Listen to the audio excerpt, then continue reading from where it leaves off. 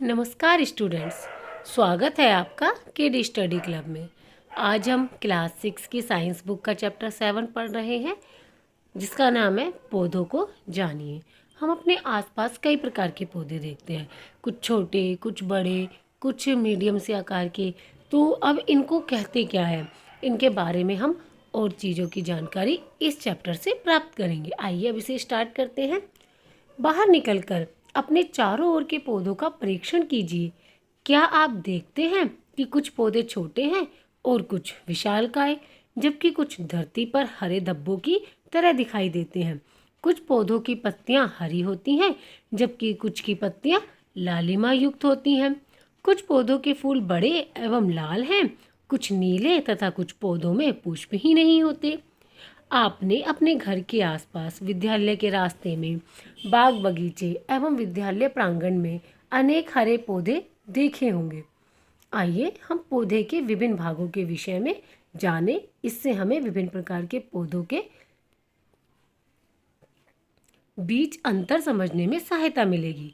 क्या आप चित्र 7.1 में पौधे के तने, शाखाओं, जड़, पत्तियों इत्यादि को नामांकित कर सकते हैं? बिल्कुल कर सकते हैं। कि देखो, ये हमारी जड़, ये पत्ती, ये हमारा तना और ये हमारे फूल हैं। तो हमने इनको नामांकित करा, ठीक है ना। अब हम आगे बढ़ते हैं। आइए प्रकृति की सैर करें और पौधों से मित्रता कर उनके विषय में अधिक जानकारी प्राप्त करें। अब देखो, ये दिखा रहे हैं ना, जैसे ये जानने की कोशिश कर रहे हैं कि ये कैसा पौधा है, इसको क्या कहते हैं, पेड़ है, झाड़ी है, क्या है।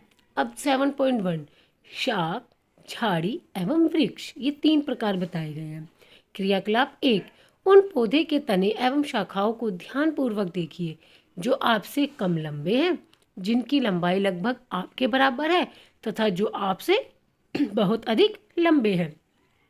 तने को स्पर्श कीजिए तथा यह जानने के लिए कि तना कोमल है अथवा कठोर, इसे धीरे से एक और मोड़ने का प्रयास कीजिए। धीरे से, अगर क्योंकि कोमल है तो वो टूट जाएगा, इसलिए आराम से बस आपको पता लगाना है। ध्यान रखिए कि वह टूटे नहीं। लंबे पौधे के तने की मोटाई मापने का प्रयास करें।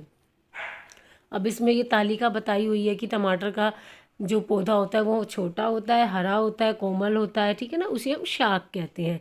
आम का तो बहुत लंबा होता है, मोटा होता है, कठोर होता है। ये तने के ऊपर से होता है। तने के ऊपर से मतलब कि जैसे देखो, ये नीचे तो पहले तना होगा और फिर उसके बाद इसकी पत्तियां वगैरह होती हैं, ठीक है। इस तरीके को हम उसको वृक्ष कहते हैं। तने को स्पर्श कीजिए तथा ये जानने के लिए कि तना कोमल है। अब ये तो हमने पढ़ा कि तना कोमल है कि कठोर है, ये हम पता लगाएंगे। हमने तालिका को समझा। नींबू का पेड़ थोड़ा लंबा होता है, कठोर होता है, तने के आधार से ही, मतलब नीचे से ही उसमें पत्तियां शुरू हो जाती हैं और इसको हम झाड़ी बोलते हैं। हमें यह भी जानना चाहिए कि शाखाएं भूमि के पास तने के आधार से अथवा कुछ ऊंचाई के बाद निकलती हैं। अब हम प्रेक्षित सभी पौधों को सारणी 7.1 में वर्गीकृत करेंगे। कुछ उदाहरण दिखाए गए हैं। आप और अधिक पौधों के लिए 1, 2 एवं 3 कॉलमों को भर सकते हैं। इस अनुच्छेद के बाद के अंश को पढ़कर कॉलम 4 को भरें, ठीक है। बाकी को अब फिर आपको भरना है। अभी हमें सुझाव दे रहे हैं कि पौधों को कम से कम क्षति पहुँचे, इसलिए आप 4-5, मतलब 4-5 बच्चे इकट्ठे हो जाए और एक पौधे पे परीक्षण करें। अब हर कोई पत्ता तोड़ेगा, कोई मोड़ेगा, अब ज़्यादा नुकसान हो जाएगा। अब 4-5 एक साथ किसी चीज़ के लिए परीक्षण करेंगे तो पेड़ पौधों को कम हानि पहुँचेगी। कोशिश तो करें कि हानि ना पहुँचे, पर बच्चे हैं, थोड़ी बहुत गलती हो जाती है। कोमल तने वाले पौधे के अध्ययन के लिए खरपतवार का प्रयोग करें। क्या आप जानते हैं कि खरपतवार क्या है? खेतों में, बगीचे एवं गमलों में कुछ अनचाहे पौधे स्वतः ही उगाते हैं। क्या आपने किसानों को इन खरपतवारों को खेतों से उखाड़ते हुए देखा है? काफ़ी उन्हें देखा होगा जो गांव से बिलोंग करते हैं ना। इन लक्षणों के आधार पर हम अधिकांश पौधों को 3 वर्गों में वर्गीकृत कर सकते हैं। ये वर्ग है शाक, झाड़ी एवं वृक्ष। इन्हें चित्र 7.3 में दर्शाया गया है। देखो, ये दर्शाया गया है ना इधर। तो जो ये है, इसको हम क्या कहते हैं? शाक। इसे हम क्या कहते हैं? शाक। ये क्या है? हमारी झाड़ी। और ये क्या है? हमारा वृक्ष। हरे एवं कोमल तने वाले पौधे शाक कहलाते हैं। ये सामान्यतः छोटे होते हैं और अक्सर इनमें कई शाखाएं नहीं होती। मतलब कि देखो जैसे इसमें तो बहुत सारी शाखाएं हैं ना, ये बहुत सारी शाखाएं हैं इसमें, बिल्कुल घना सा है। ये थोड़ी इसमें दूर दूर शाखाएं हैं। इस तरीके से हमें पता चलता है कि कौन सी शाख है, कौन सी झाड़ियाँ और कौन से वृक्ष हैं। कुछ पौधों में शाखाएं तने के आधार के समीप से निकलती हैं। तना कठोर होता है परंतु अधिक मोटा नहीं होता। इन्हें झाड़ी कहते हैं। मतलब तना तो इनका कठोर होता है परंतु पेड़ जितना मोटा नहीं होता, पतला ही होता है। तो इन्हें हम क्या कहते हैं? झाड़ी। कुछ पौधे बहुत ऊंचे होते हैं तथा इनके तने सुदृढ़ एवं गहरे होते हैं। मतलब गहरा रंग होता है ना, और सुदृढ़ मतलब एकदम कठोर से होते हैं और सीधे खड़े होते हैं।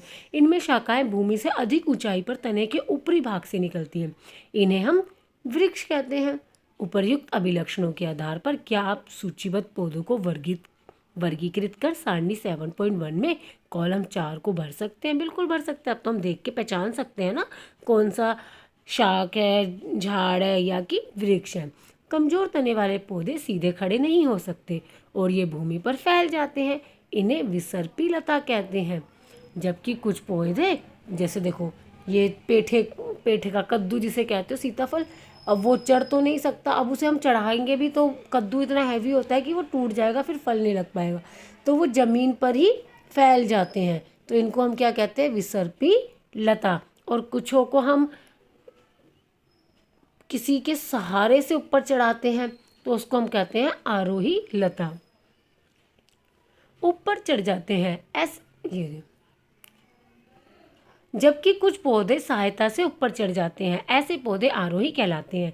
ये शाख, झाड़ी और पेड़ों से भिन्न है। संभवतः आप अपने विद्यालय अथवा घर पर कुछ पौधों की देखभाल करते होंगे। अपने घर अथवा विद्यालय में पाए जाने वाले वृक्ष, झाड़ी अथवा विसर्पी लता के दो दो पौधों के नाम लिखिए। 7.2 तना। आपने आसपास के पेड़ पौधों को देखें तथा उनके तने पर पाई जाने वाली विभिन्न संरचनाओं एवं भागों को देखें। अपने अवलोकन की तुलना अपने साथी द्वारा लिए गए अवलोकन से करें। आपने क्या देखा? तने में पत्तियां, शाखाएं, कली, फल व फूल होते हैं। क्रियाकलाप 2।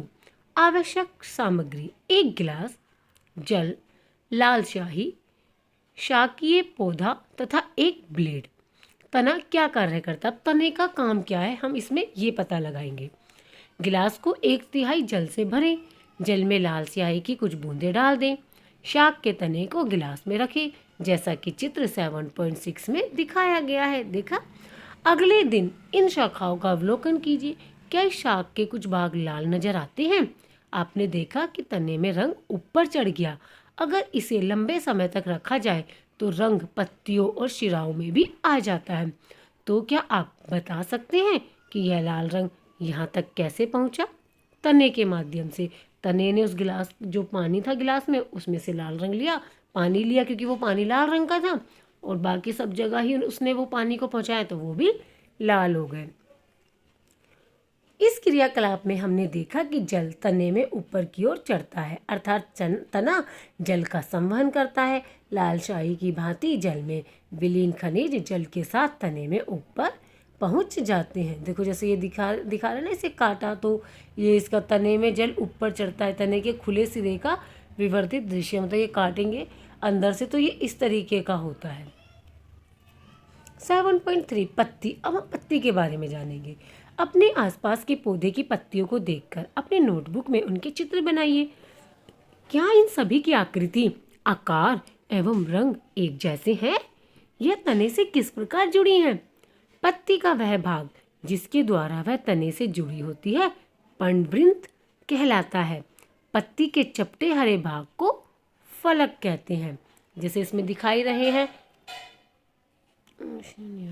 सॉरी इसमें दिखा रहे हैं ना, जैसे कि देखो ये तने से जो जुड़ा होता है, क्या हो रहा है ये बार बार, इसमें जो तने से जुड़ा होता है वो तो ये पर्णवृंत कहलाता है, और जो चपटा भाग होता है इसे हम पटल कहते हैं, फलक कहते हैं। तो क्या आपने आसपास के पौधे की पत्तियों में इन भागों की पहचान कर सकते हैं? क्या सभी पत्तियों में पर्णवृंत होता है? बिल्कुल होता है, क्योंकि वह तने से किसी न किसी प्रकार से तो जुड़ा ही होता है ना। पत्ती के विषय में और अधिक जानकारी प्राप्त करने के लिए आइए उसकी छाप लें। यदि आप सोचते हैं कि पत्ती विशेष छाप नहीं छोड़ सकती तो यह क्रियाकलाप आपको पुनर्विचार पर मजबूर कर देगा। क्रियाकलाप 3, एक पत्ती को एक सफ़ेद कागज अथवा अपनी कॉपी के पन्ने के नीचे रखिए।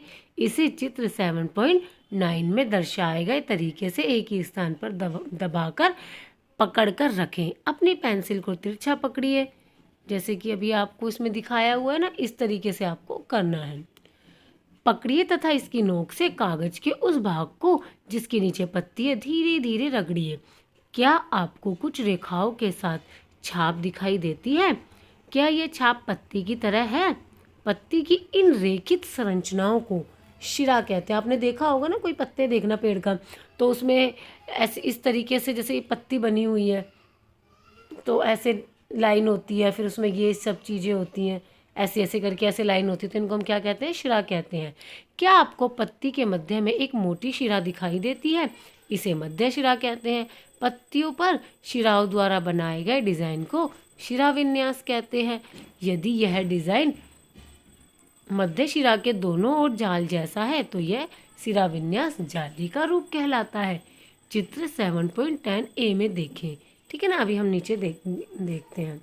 ये रही ए, ये दिख रही है ना आपको पत्ती? मैंने अभी आपको पत्ती के बारे में बताया, ऐसी तो बनाई होती है इसमें। ये शिरा, ये मोटी शिरा है, ये इसके आसपास है, ये सब ये जाल बना रही हैं। ठीक है ना, इस तरीके से।